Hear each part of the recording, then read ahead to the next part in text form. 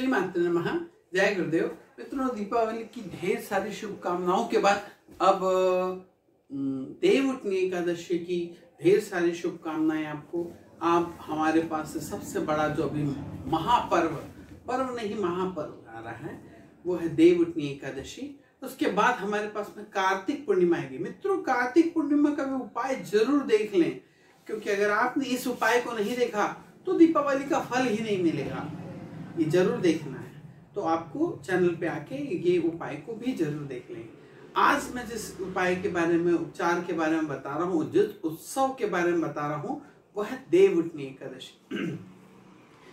जब भगवान विष्णु योग निद्रा में देवशयनी एकादशी से जब वो विश्राम कर रहे थे, तो आंवला नवमी, ये जो आंवला नवमी आती है, आंवला नवमी में वो अपना पैर करवट लेके एक पैर बदलते हैं।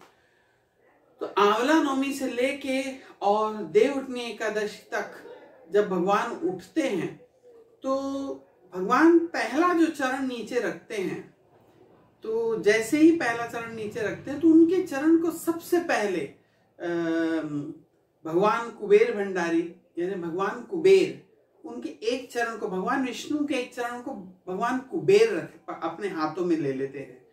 और भगवान जब दूसरा पैर नीचे रखते हैं तो उस पैर को माता लक्ष्मी अपने हाथों में कर कमलों में दूसरे पैर को अपने भगवान विष्णु के रखती हैं। तो उस दिन वह आंवले के वृक्ष के ऊपर में होती हैं। माता लक्ष्मी आंवले के वृक्ष पे ही रहती हैं और वहां पे बैठ के वो भगवान विष्णु के एक पैर को अपने हाथ में लेती हैं और दूसरा जो चरण कमल है उनका, वो भगवान कुबेर भंडारी अपने हाथों में लेते हैं। मित्रों, यहाँ पर देखेंगे कि दोनों जो देव जिन्होंने भगवान विष्णु के चरण कमलों को अपने हस्त कमल में लिए हैं, वो दोनों धन के देव हैं। इस चीज का बहुत बड़ा विशेष योग है और बहुत बड़ा हमने 11 दिन तक आपको एक सिक्के के ऊपर में माता लक्ष्मी का आवाहन करने के लिए दीपावली के 11 दिन के उपाय मैंने आपको बताए थे। उन उपायों को फलित करने का अब समय आने वाला है।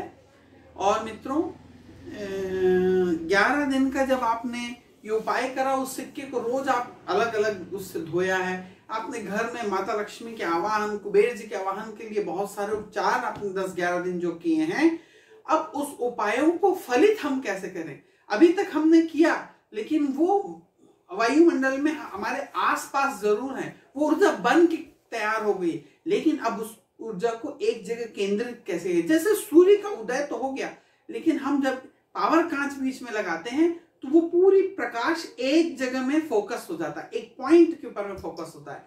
तो ये जो लक्ष्मी की और महाकुबेर की, कुबेर भंडारी की जो ऊर्जा हमने चारों तरफ में बना ली है, हमारे घर के आसपास जो हो रही है, अब उसको एक चीज पे, जैसे यंत्र की प्रतिष्ठा होती है, जब कोई यंत्र की प्रतिष्ठा होती है तो उसके ऊपर एक एक जगह में एक एक देवताओं का आवाहन होता है। उनके चरण कमल, उनके इष्ट देव, उस जगह क्षेत्र के देव, उपदेव, फिर उनके वाहन, उनके अस्त्र शस्त्र, ऐसे सब देवी देवताओं की पूजा होती है। आप लोगों को मैंने 11 दिन तक वैसे ही अलग अलग जो द्रव्यों से, अलग अलग तरीके से हमें 10-11 दिन में क्या करना है, ये मैंने जो आपको बताया, ये उन्हीं क्षेत्रपालों की और कुबेर भंडारी और माता लक्ष्मी के उन देव और उनके पूरे क्षेत्र के उस यंत्र के ऊपर के बैठे हुए जो दूसरे देवी देवता भी हैं उनके साथ में सहायक, उनके सबके उपचार थे। अब ये सारे उपचार बन चुके हैं। आप दीपावली का आपने माता रानी का आसन भी हटा के अब रख लिया है, लेकिन वो ऊर्जा अभी भी आपके आसपास में, लेकिन वो अभी फलित नहीं हो रही। अब मैं आपको उसको फलित करने का तरीका बता रहा हूं। जो सिक्का आपने 10-11 दिन तक उस समय में उपचार किया था, उस सिक्के को आपको लेना है और जिस दिन देवउठनी एकादशी रहेगी तो तुलसी माता के नीचे में आप पीला कपड़ा एक बिछाएंगे, उसके ऊपर में सिक्का रखेंगे, वही सिक्का जो आपने 11 दिन से पूजा किया था, उस 11 दिन के पूजा किए हुए सिक्के को रख के इसके ऊपर आप भगवान, अगर आप गोपाल जी से, लड्डू गोपाल से उनका विवाह करा रहे हैं तो लड्डू गोपाल, और अगर आप शालिग्राम भगवान से विवाह करा रहे हैं, तो उस सिक्के के ऊपर आपको शालिग्राम भगवान रखना है। शालिग्राम भगवान को रख के और तुलसी माता का विवाह कराइए। जो गन्ना आप लेने वाले हैं वो 4 लगाइए, 2 गन्ने का कोई मंडप नहीं बनता, इसका ध्यान रखना है आपको। मंडप जो बनेगा वो 4 गन्ने लगा के बनेगा और चारों को ऊपर से बांध देते तो उसकी 4 खंबे बन गए, ऊपर में एक झोपड़ी के जैसा बन के तैयार हो गया। इनमें आम की तोरण चारों तरफ में बांध दें।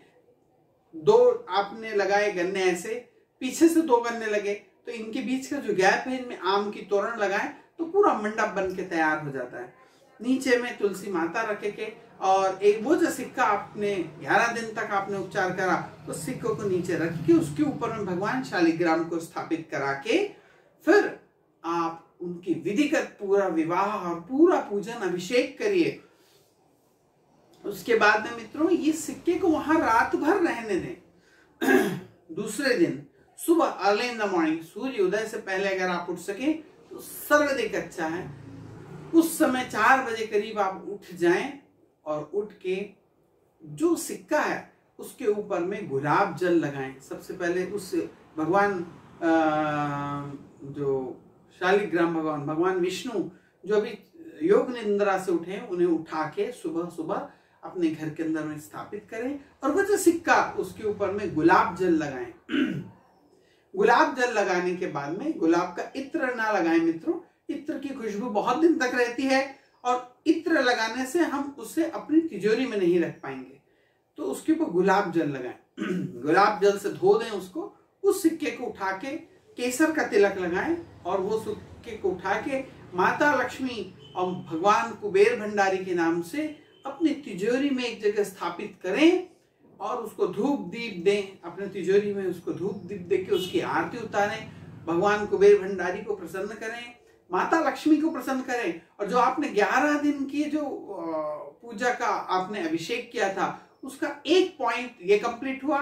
दूसरा पॉइंट अभी कार्तिक पूर्णिमा के दिन कंप्लीट होने वाला है, जिससे आप जो भी अभी तक पूजा पाठ दान धर्म करे हैं उसका आपको फल मिलना चाहिए। हम जानते कब हैं कि ये सब चीज फलित हो रही है कि जब हमको उसका आउटपुट आता है, रिटर्न आता है। बच्चे ने खूब पढ़ लिया, एग्जाम देने की क्या जरूरत है कि उसको उस चीज में महारत हासिल है कि नहीं, या तो उसको जो उसने किया उसे प्राप्त हो रहा है कि नहीं हो रहा है, उसको आता है कि नहीं आता, ये जानने का तरीका है। तो जो हमने पहला स्टेप वो पूरा कर लिया था। दूसरा स्टेप हमने सिक्के का, आज इस सिक्के को पीले रंग के कपड़े में बांध के आप अपनी तिजोरी में 1 वर्ष के लिए रख दें। और मित्रों 1 वर्ष के अंदर जब भी आपको धन की आगमन चालू हो जाएगा, स्पीड से जब आपके यहाँ धन आएगा, आने वाली तुलसी पूजा तक आप देखें 1 वर्ष के अंदर आपको जितनी उन्नति होगी, आप नीचे आके जरूर मुझे बताएं कि आपको कितना फायदा हुआ। और कमेंट्स में आके इस वीडियो को ढूंढ के 2021 का तुलसी पूजा विवाह फेस्टिवल में वो सेव रहेगा, आप वहां आके कमेंट जरूर करें कि आपको इस 1 वर्ष में पिछले जो गए साल हैं उससे कितना फायदा हुआ। तो मित्रों इस वीडियो को ज्यादा से ज्यादा आपको शेयर करना है और सबको बताना है। अब यहाँ फिर एक समस्या आती है कि बहुत सारे भाइयों ने हमारे वो 11 दिन के उपाय नहीं करे हैं। मित्रों एक चीज का ये ध्यान रखें कि जब हम कोई सीरीज उपाय बताते हैं इसे कर लें, क्योंकि उसका कनेक्शन कहीं ना कहीं दूसरे दिन, तीसरे दिन या 6 महीने बाद कहीं ना कहीं एक खास मुहूर्त में उसको क्या करना है जिससे हमारे दान पुण्य पूजा पाठ का पूरा फल हमको मिल सके, ऐसा बताया जाता है। अब उसी समय पूरा इसलिए नहीं बताया जाता क्योंकि जिन लोगों को करते हैं या करके देखते हैं वाले लोग हैं वो इसे ना ही करें तो ज्यादा बेहतर है, क्योंकि आप भगवान को आजमा नहीं सकते। भगवान आजमाने की चीज नहीं है। हम लोग ने पूजा में, सनातन धर्म में इसलिए 2 चीज को तर्क को और कनिष्ठ यानी छोटे विचारों को बाहर निकाल कर रख दिया है। हमारी ये जो उंगली है तर्जनी और ये हमारी छोटी उंगली है जो है कनिष्ठा। जब हम पूजा करते हैं, आहूत करते हैं, भगवान को आहुति देते हैं या भगवान की पूजा पाठ की कोई चीज करते हैं तो केवल इस 3 उंगलियों का इस्तेमाल करते हैं। ये 2 उंगलियों को निकाल देते हैं। पूजा के काम में छुआई नहीं जाती, लगाई नहीं जाती। हम आहुति भी करते हैं तो ये 3 उंगलियों से करते हैं, क्योंकि पूजा पाठ में कभी भी तर्क का इस्तेमाल हो ही नहीं सकता। भगवान को आप तर्क से नहीं पा सकते, भगवान को आप श्रद्धा और विश्वास से पा सकते हैं। और कनिष्ठ छोटे विचार, अरे भगवान तो हमको देता है जी, हम भगवान को क्या देंगे। मित्रों, जब आप अपने भाई बहन, अपने किसी रिश्तेदार के भी यहाँ जाते हैं, उनके लिए भी आप भेंट लेके जाते हैं, कुछ ना कुछ लेके जाते हैं, फल लेके जाते हैं, मिठाई लेके जाते हैं, कुछ तो लेके जाते हैं। क्या वो गरीब लोग थे या गरीब हैं? नहीं, वो संपन्न है, बहुत अच्छे हैं, सुखी संपन्न, उनका परिवार सब अच्छा है। लेकिन जब हम उनके पास जाते हैं तो कुछ मीठा, कुछ अच्छी चीज उनको भेंट स्वरूप दिया जाता है। इसलिए जब जगत पिता के सामने आप पूजा पाठ करने जाएं, उनके मंदिर जाएं, तो आपको वहां पर कुछ भेंट चढ़ानी चाहिए। अरे भाई, मिठाई नहीं तो फूल सही, फूल नहीं तो फूल की पाती सही, पत्ती ही सही सब चढ़ा दें। ये नहीं चढ़ा सकते, कम से कम श्रद्धा से नमन तो कर सकते हैं। आप नमन कर लें, सिर झुका लें, वो जगत पिता है, वो सबको देता है। तो हम उनके लिए एक आदर भाव से, एक सम्मान रूप में, वो हमारे सम्मान के भी भूखे नहीं है, तब भी ये हमारा कारण बनता है कि जब हम किसी से पास जाएं तो खाली हाथ ना जाएं, उनको कुछ भेंट स्वरूप लेके जाएं, उनको कुछ भेंट दें।